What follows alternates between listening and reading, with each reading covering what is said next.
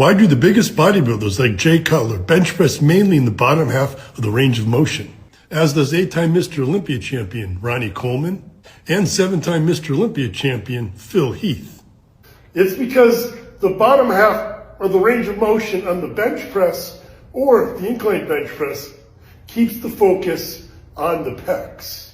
And going any higher to do a full range of motion bench press only activates more shoulders and triceps. So these bodybuilders have instinctively found that staying in the bottom half of the range of motion helps to maximize the focus on the chest to build a bigger chest. So if your goal is to build a bigger chest on the bench press or the incline bench press, make sure to bring the bar all the way down to the chest to get a good stretch and then press it up only to about the halfway point and then back down. Well, they do it primarily because they can, but if you're a beginner, you should definitely go to full range of motion.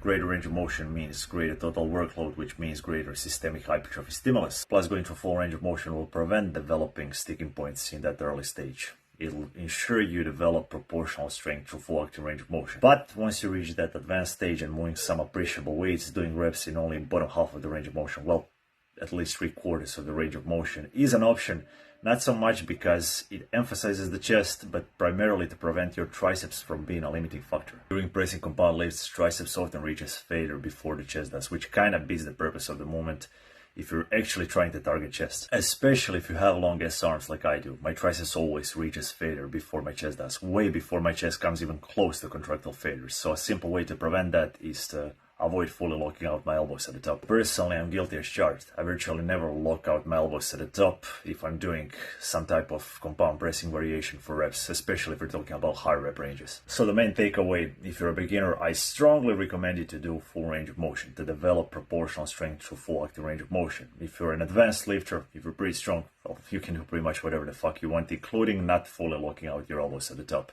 primarily to prevent your triceps from being a limiting factor. If you're training primarily for muscle, for hypertrophy that is, if you're training for strength, you should definitely do full range of motion.